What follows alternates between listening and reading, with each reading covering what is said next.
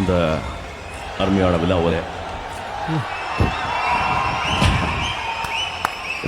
விழாவில் என்னை கூட்டத்துக்காக வந்து நான் ரொம்ப சந்தோஷப்படுறேன்.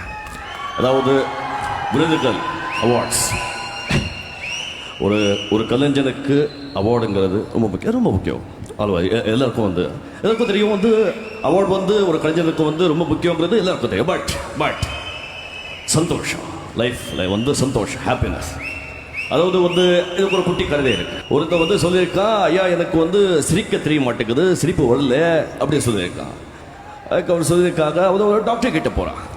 டாக்டர் கிட்ட போயிட்டு, சார் வந்து எனக்கு சிரிக்க தெரியல, சிரிப்பு வரல, சிரிப்பு வர மாட்டேங்குது அப்படி சொன்னான். அப்போது டாக்டர் சொல்கிறாங்க, சிரிப்பு வரல, என்னங்க அது என்ன, இவருக்கு என்ன மருந்து கொடுக்கறது, சிரிப்பு வரல, சிரிக்க தெரியல, என்ன செய்யறது இவனுக்கு? அப்போ சொன்னான், அங்கே பக்கத்தில் ஒரு சர்க்கஸ் இருக்கு, அங்கே அங்கே போனீங்க தான் வந்து அங்கே நிறைய ஜோக்கர் இருப்பாங்க, அந்த ஜோக்கர் பண்ணுற சேஷை பார்த்து உனக்கு சிரிப்பு வரும் அப்படின்னு சொன்னாங்க. அதுக்கு அவ சொன்னா, ஐயாத ஜோக்கரே நான் தான், எனக்கு சிரிப்பு வர மாட்டேங்குது, என்ன செய்யறது அது?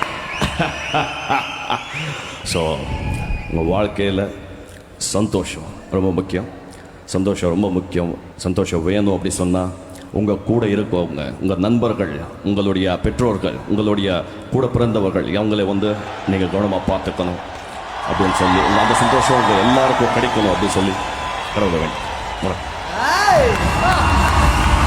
Thank you so much Manikandan. இந்த ரோல் எனக்கு கிடைக்கிறதுக்கு முழுமுதற் காரணம், முக்கியமான காரணம் வந்து எங்கள் டைரக்டர் ஞானவேல் சார். நான் வந்து இந்த படத்துக்கு வந்து டிஸ்கஷனுக்கு தான் கூப்பிட்டுருந்தாரு.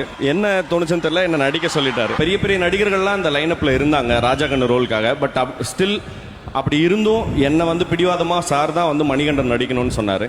அதே போல் அதை அப்ரூவ் பண்ண production Suriya sir, Jyothika ma'am, அப்புறம் ராஜசேகர் சார், அவங்களுக்கு நன்றி சொல்ல கடமைப்பட்டிருக்கேன். எங்களோட சினிமாட்டோகிராஃபர் கதிர் சார், அப்புறம் ஆர்ட் டைரக்டர் கதிர் சார், அப்புறம் எடிட்டர் ஃபிலோமின், இவங்க எல்லாரும் வந்து இந்த படத்தை தங்களோட தான் பயங்கரமாக பாவிச்சுக்கிட்டாங்க. சப்போர்ட்டிங் காஸ்ட், அப்புறம் இருளர் மக்கள், என்னை பயங்கரமாக ட்ரெயின் பண்ண இருளர் மக்கள், அவங்களுக்கு நன்றி சொல்ல கடமைப்பட்டிருக்கேன்.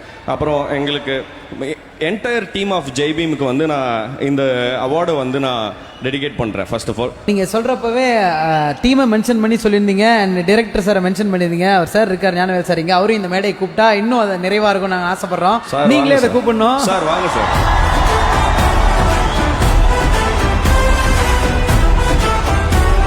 எங்களுக்கு எல்லாருக்கும் தெரிஞ்ச ஒரு மணிகண்டனை இந்த கேரக்டருக்கு இது சரியா வருவார், ராஜகண்ணா மாறுவார் அப்படின்னு உங்களுக்கு தோணுன அந்த மொமெண்ட்டை பற்றி சொன்னீங்கன்னா will be very happy.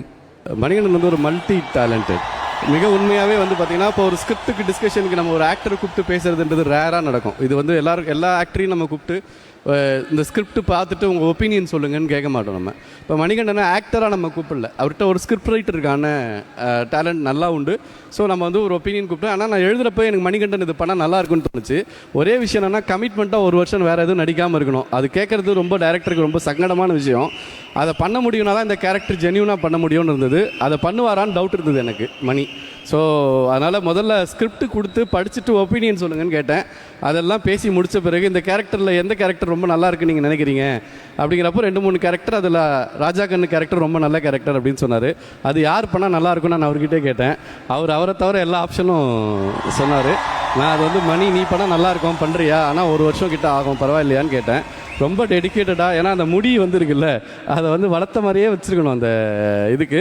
More over அந்த இருளர்களோட போய் ஒரு 2 மாதம் ட்ரைனிங் இருக்கணும். நீங்கள் அந்த இடத்துல போய் தங்கி எந்த ஃபெசிலிட்டிஸும் இருக்காது. இதெல்லாம் பண்ணால் ஆத்தென்டிக்காக வரும், பண்ணுவீங்களான்னு கேட்டேன்.